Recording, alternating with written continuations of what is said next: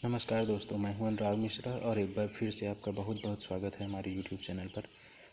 जैसा कि आपको पता होगा कि हम लोग इस वीडियो में एंटरप्रेन्योर्स डेवलपमेंट के जो पीछे पढ़े हैं 2 वीडियो में, उसके आगे बात करने वाले हैं। तो पीछे हम लोगों ने एंटरप्रेन्योर्स के टाइप्स जाने थे, उनकी क्वालिटी जानी थी और क्या जाने थे, कहाँ से वर्ड ये इमर्ज हुआ। अब इस वीडियो में हम बात करेंगे स्मॉल स्केल इंडस्ट्रीज़ के बारे में कि स्मॉल स्केल इंडस्ट्रीज़ क्या होती हैं, किस टाइप की होती हैं, कैसे कैसे वर्क करती हैं। तो चलिए शुरू करते हैं। स्मॉल स्केल इंडस्ट्रीज़ जैसा कि आपको यहाँ पर दिखाई दे रहा होगा कि इसको पहले साइज़ के हिसाब से डिफ़ाइन किया गया था कि कितना इन्वेस्टमेंट आ रहा है इस हिसाब से। बट आप यहाँ पर देख सकते हैं, अभी आप रिसेंट ऐसे ऐसे स्मॉल स्केल इंडस्ट्रीज़ बने हैं जिसमें कैपिटल तो बहुत ज़्यादा लगता है, लेकिन उनका जो साइज़ होता है वो बहुत छोटा होता है। आप मान लीजिए पहले व्हाट्सएप कंपनी थी तो उसमें 3500 कर्मचारी थे, लेकिन इतना ज़्यादा यूज होता था तो उसका कैपिटल तो ज़्यादा हुआ बट साइज़ बहुत ही छोटा हो गया। तो आईटी में जो भी कंपनियां होती हैं उसका इन साइज़ तो बहुत ज़्यादा होता है और इन्वेस्टमेंट बहुत ज़्यादा होता है, लेकिन एम्प्लॉय जो होते हैं, नंबर ऑफ़ एम्प्लॉय वो कम होते हैं। तो पहले सोचा गया कि इसको कैपिटल के उस पे किया जाए, लेकिन बाद में समझ में आया कि ऐसा नहीं हो सकता। तो देखते हैं यहाँ पर क्या लिखा है। A small scale industry is defined in the terms of size. The definition varies from one country to another country, from one time to another time in the same country depending upon the pattern and the stage of development. The following criteria can be used to define the small businesses. तो आप यहाँ पर कितने % employ हैं, कितने employees हैं, इस पर भी कर सकते हैं। कैपिटल कितना इन्वेस्ट हुआ है इस पर भी कर सकते हैं और कॉम्बिनेशन ऑफ बोथ, आप चाहें तो दोनों पर कर सकते हैं।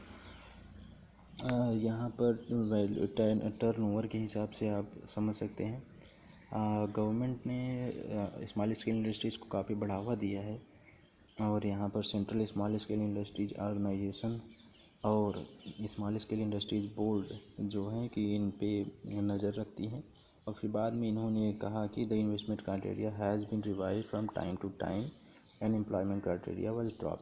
पहले एम्प्लॉयमेंट क्राइटेरिया दिया गया था, लेकिन बाद में उसको कैपिटल इन्वेस्टमेंट पे कर दिया गया, जो कि आपका टाइम टू टाइम पे चेंज होता रहता है कि इसमें कितना है कितना है। अभी देखते हैं कितनी कैटेगरी के होते हैं स्मॉल स्केल इंडस्ट्री। तो सबसे पहला आप समझ लीजिए कि एक हो गया आपका स्मॉल स्केल इंडस्ट्री, मतलब इन सब में सबसे बड़ा है एक तरीके से समझेंगे आप। तो ये क्या है, the investment is fixed asset in plant and machinery whether held in the ownership terms of lease or by hire and purchase does not exceed 5 crore. तो आपका यहाँ पर 5 करोड़ से ज़्यादा परचेज नहीं करती है कोई स्मॉल स्केल इंडस्ट्री, तो आपकी स्मॉल स्केल इंडस्ट्रीज ही रहेगी। और यहाँ पर आप लीज पर या किसी को हायर करने पे आपका 5 करोड़ खर्चा नहीं है तो आपकी वो स्मॉल स्केल इंडस्ट्रीज ऐसी वाली हो गई। ठीक, तो अगला क्या है, अगला है कि एंसिलरी यूनिट्स। एंसिलरी यूनिट्स क्या होती है कि मान लीजिए कोई पेरेंट कंपनी है, आप देखेंगे जैसे अल्फ़ाबेट गूगल की पेरेंट कंपनी है, तो कोई पेरेंट कंपनी है उसने कोई सब कंपनी अपनी छोटी कंपनी बनाई अपनी ही ज़रूरत के लिए और उसी को बेचती है वो सामान, तो वो आपकी एंसिलरी यूनिट्स हो जाएंगी, सहायक यूनिट जैसा जिसको बोलते हैं। और वो आप अपने 50% गुड्स इसको बेचना ही है, एक्सपोर्ट इसको करेगा, ये पेरेंटियल इंडस्ट्रियल यूनिट को ही एक्सपोर्ट करेगा, तभी आपका ये एंसिलरी यूनिट्स कहलाएगा। ठीक, तो चलिए आगे देखते हैं क्या है। आगे है कि एक्सपोर्ट ओरिएंटेड यूनिट्स, जो केवल एक्सपोर्ट करने के लिए ही यूनिट होती हैं।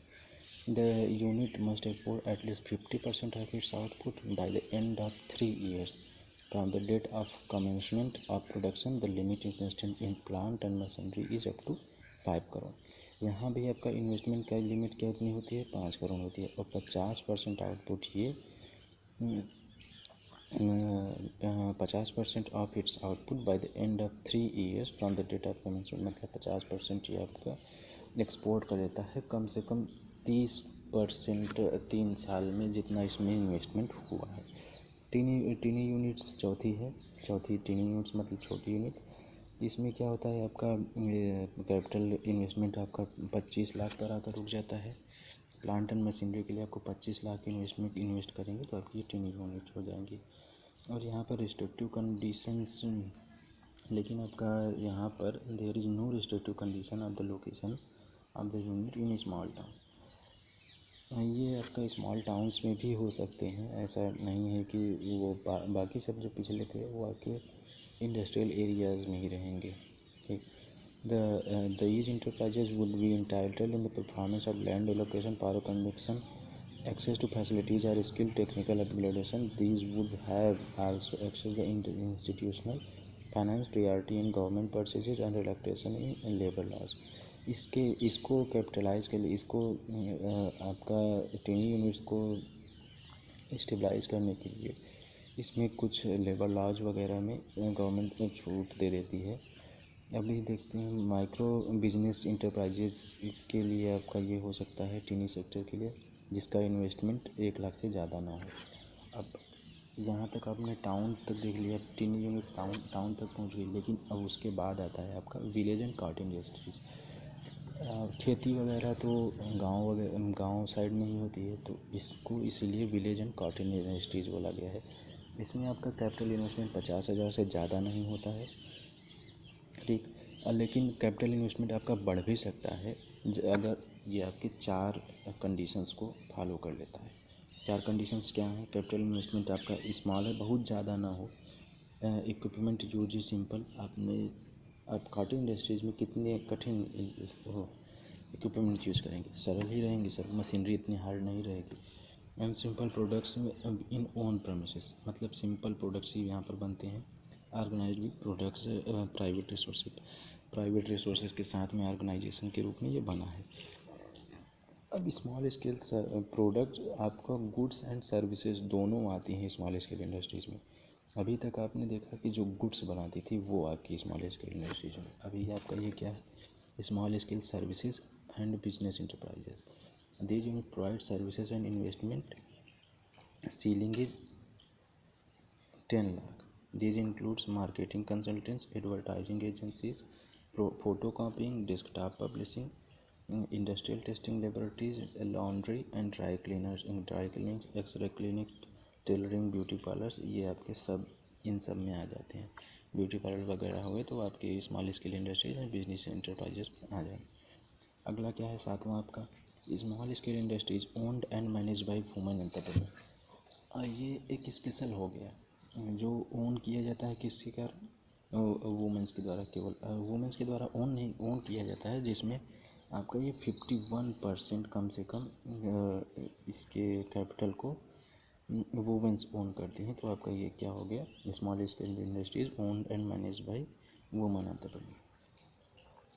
And enterprises promoted by women entrepreneurs individually or jointly with share of capital less than 50%. The investment limit is same depending upon the categories of small scale units. जो small scale units थी उसी के category में आपका investment का restriction होता है, लेकिन यहाँ पर गवर्नमेंट रिकमेंड करती है वुमेन एम्पावरमेंट को बढ़ावा देने के लिए इसमें कुछ चेंजेस वगैरह कर सकती है। तो आगे की वीडियो में हम जानेंगे ये कैसे चलती हैं और बाकी सब इनका टारगेट क्या होता है स्मॉल स्केल इंडस्ट्रीज़ का। तो यहाँ तक देखने के लिए धन्यवाद। वीडियो पसंद आया हो तो लाइक करिए, सब्सक्राइब कीजिए और शेयर ज़रूर कीजिए।